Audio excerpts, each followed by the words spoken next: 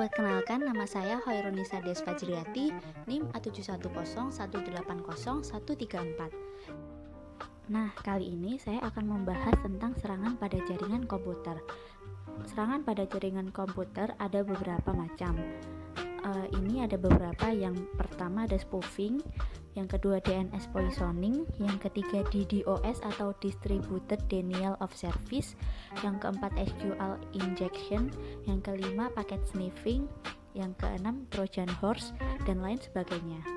Lalu saya akan membahas salah satu dari jenis-jenis serangan pada jaringan komputer, yakni Trojan horse. Sebelumnya, apa sih pengertian dari Trojan horse? Trojan horse atau biasa disebut dengan Trojan adalah salah satu jenis malware yang sering penyamar sebagai software atau perangkat lunak yang sah.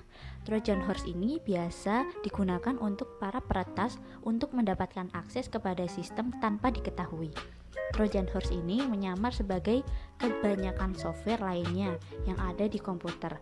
Kemudian setelah diaktifkan tanpa sengaja oleh user, barulah Trojan ini mulai bekerja. Ada beberapa tindakan yang biasa dilakukan oleh malware Trojan horse seperti berikut ini, yaitu menghapus data, memblokir data, memodifikasi data, mengcopy data, mengganggu kinerja komputer, mengganggu kinerja jaringan, dan lain sebagainya. Serangan Trojan horse ada berbagai jenis. Yang pertama yaitu backdoor. Trojan horse backdoor memungkinkan mereka melakukan tindakan apa saja kepada komputer yang sudah terinfeksi seperti mengirim, menerima, upload, hapus, reboot komputer, dan tindakan lainnya tanpa sepengetahuan pemilik. Yang kedua adalah exploit, Trojan yang berisi data atau kode yang masuk melalui kerentanan perangkat lunak aplikasi yang terinstall. Yang ketiga adalah rootkit. Rootkit adalah sejenis Trojan yang dirancang untuk menyembunyikan aktivitas tertentu pada sistem sehingga menjadi berat dan lemot. Yang keempat adalah Trojan bunker, yaitu salah satu malware yang menyerang pada akun-akun perbankan online, pembayaran online, kartu kredit, debit, dan uang digital lainnya. Yang kelima adalah Trojan DDoS. Trojan ini memiliki tugas untuk menyerang alamat website yang sudah menjadi target. Dan yang terakhir adalah Trojan downloader.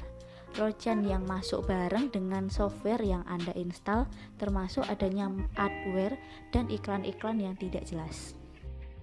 Berikut adalah salah satu contoh nyata kasus yang disebabkan oleh Trojan horse, yaitu Trojan perbankan serang lebih dari 130.000 pengguna. Trojan perbankan adalah salah satu jenis ancaman cyber yang paling merusak karena dirancang untuk mendapatkan akses ke akun keuangan dan aset-aset milik korbannya. Caranya terutama dengan mencuri kredensial login dan membajak sesi perbankan secara daring. Penelitian oleh Kaspersky Lab telah mendeteksi lonjakan aktivitas oleh Trojan perbankan RTM.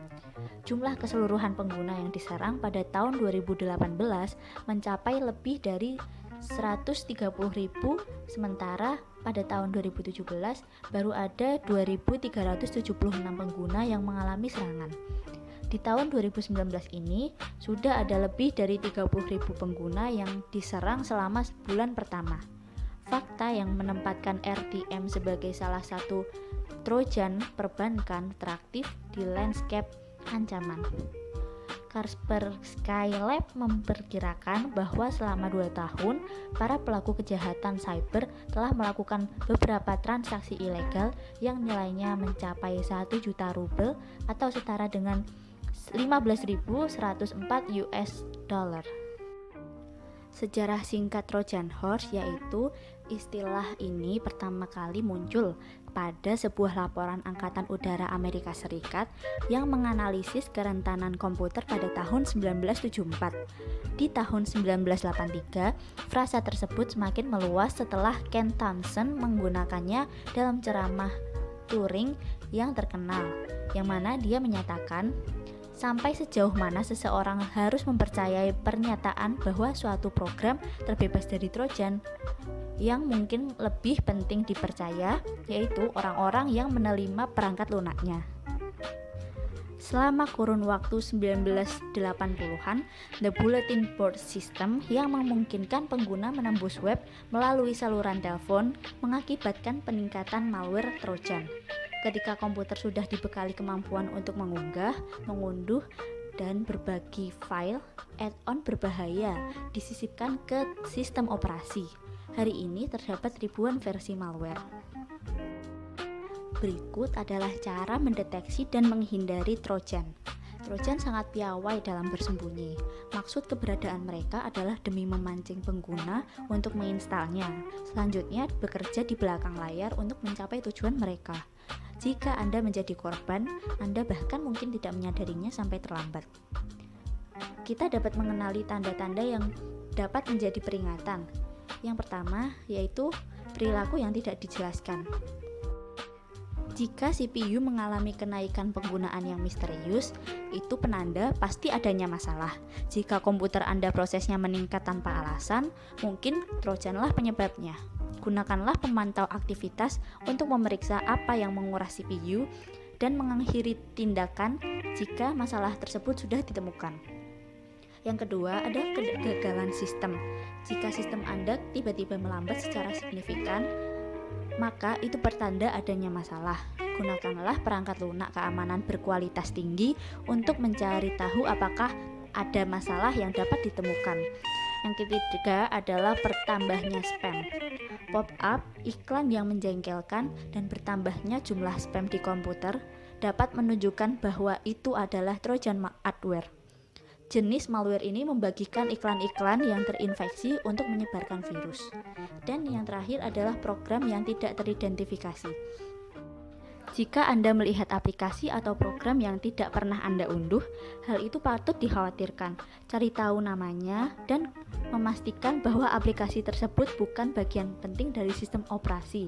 Selanjutnya, segeralah untuk menghapus. Berikut adalah cara untuk melindungi diri dari ancaman Trojan. Yang pertama yaitu hindari unduhan dari pihak ketiga. Unduhan apapun itu berpotensi mengandung ancaman. Situs web, iklan, dan pesan yang berisi unduhan otomatis seringkali menyembunyikan malware. Hindari mengklik iklan spanduk dan tautan mencurigakan. Jangan gunakan URL yang dipersingkat dan pikirkan baik-baik sebelum mengizinkan unduhan apapun. Yang kedua, yaitu tetap gunakan sumber terpercaya. Apakah situs web, korespondensi, atau perangkat lunak, merek terpercaya selalu menjadi opsi terbaik. Jika perusahaan diuji oleh khalayak umum, Anda akan tahu jika muncul suatu masalah. Nama baik adalah raja di internet. Yang ketiga, yaitu gunakan firewall. Firewall menyaring data dari internet yang masuk ke perangkat Anda. Meskipun mayoritas sistem operasi sudah dilengkapi dengan firewall perangkat lunak bawaan, ada baiknya juga untuk menggunakan versi firewall perangkat keras untuk perlindungan akhir. Dan yang keempat yaitu install antivirus berkualitas tinggi. Perangkat lunak antivirus dan anti malware adalah lini pertahanan pertama Anda. Jadi, penting untuk memiliki yang terbaik. Program-program ini dapat memindai perangkat Anda untuk mendeteksi masalah dan memperingatkan Anda jika muncul masalah. Trojan adalah bentuk malware yang rumit, jadi dibutuhkan lebih dari sekedar mata manusia untuk mengenalinya. Dengan menggunakan perangkat lunak keamanan seperti antivirus dan firewall, Anda akan diperkuat dengan lapisan perlindungan ekstra. Terima kasih atas perhatiannya. Mohon maaf jika ada kesalahan. Sampai bertemu di lain waktu. Dadah.